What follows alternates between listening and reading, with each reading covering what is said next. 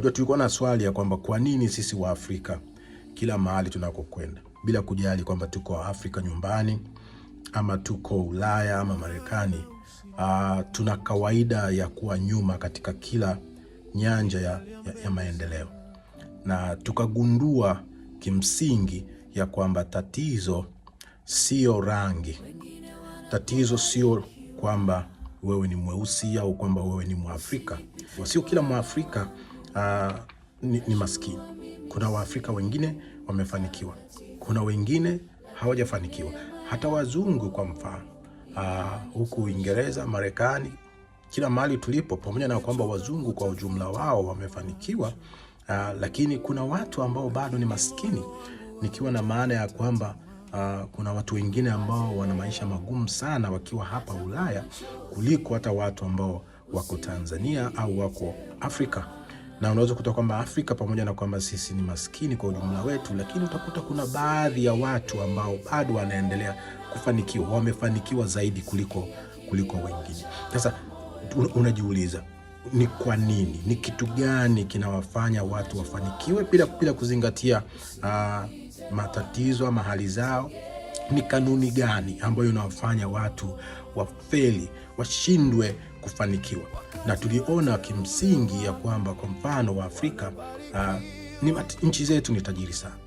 Na kama nchi zetu ni tajiri sana, lakini bado wa Afrika sisi wenyewe sio matajiri. Kuna watu wanatoka, kwa mfano unaweza kutoa Wahindi, unaweza kutoa watu wengine ambao sio wa Tanzania. Mtu anakuja Tanzania akiwa hana hela kabisa, lakini baada ya siku 2-3 tayari ameshafanikiwa.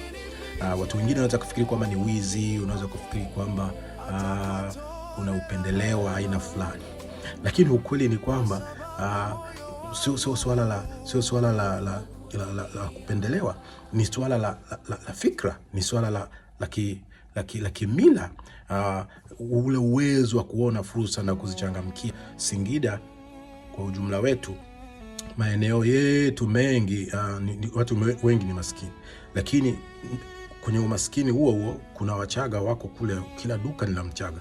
Mchaga akija pale anaona fursa, anachangamkia fursa. Lakini kuna wengine ambao tuko pale pale, Wanyiramba wako pale pale, lakini hawachangamkii hizo fursa. Sasa ni ile mindset, ni tatizo ambalo linamfanya mtu asiweze kuona hizo fursa. Kwa mfano tuko Ulaya, mtu uko Ulaya hapa, fursa ziko nyingi tu.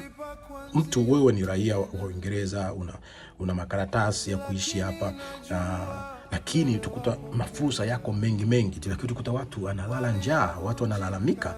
Unasema hivi, mtu akupe nini? Ya? Hasa utakuta wa Afrika tuko hapa, unaona, lakini hatuchangamkii fursa. Tumeenda shule lakini hatuchangamkii fursa. Wahindi wanakuja hapa wanachangamkia fursa.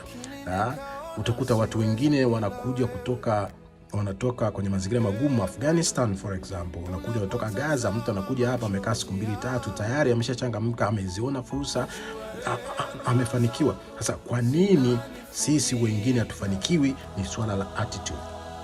Sasa hilo ndio ambalo tuliongea Thursday iliyopita, na kuna clip nzima ambayo kama hujaiona basi iko YouTube, unaweza kuifuatilia. Lakini Thursday hii, kesho, tutaongelea kwa habari ya hiyo attitude yenyewe tunaizungumzia hasa ni nini.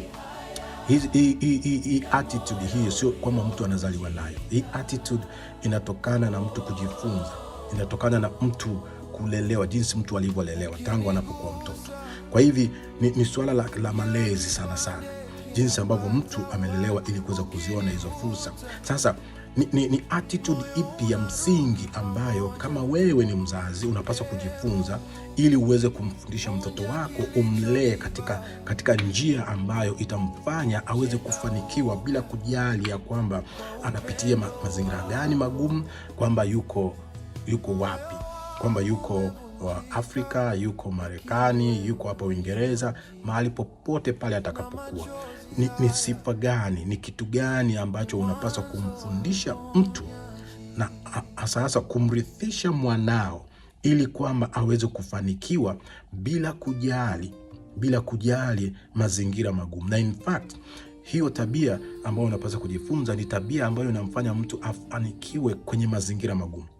afanikiwe katika mazingira ambayo watu wengine hawafanikiwi, lakini yeye anafanikiwa. Hiyo ndio sifa ambayo watu wote matajiri, hiyo ndio sifa ambayo watu wote walioerevuka, watu kama kina Richard Branson, watu kama kina Bill Gates, wanasema wao hawarithishi watoto wao mali, wao hawarithishi watoto wao elimu pase, wao wanawarithisha, wanawalea, wanawajengea attitude ambayo inawafanya waweze kufanikiwa. Sasa hiyo attitude ni attitude ya namna gani, na unawezaje kuihamishia kwa watoto wako, kuwalea watoto wako ili watoto wakue, wafike mahali waweze kujitegemea. Wanasema elimu ni ufunguo wa maisha, lakini ukweli ni kwamba kuna kitu kingine cha ziada cha maana ambacho kinamfanya mtu aweze kufanikiwa. Mtu unaweza kuwa na elimu, unaweza kuwa na degree. Kuna wangapi wenye degrees, wana PhDs, lakini wako mtaani, hawana kazi na wanaishi maisha magumu. So kuna kitu kingine ambacho ni cha ambacho universities kama Oxford na Cambridge ni universities ambazo sasa hivi zinafundisha hiyo attitude, na mara nyingi sana utakuta hiyo attitude haijazagaa kwenye vyuo vingine, haiko kwenye kadamnasi, simply kwa sababu sio kila mtu anaielewa. Kwa hivi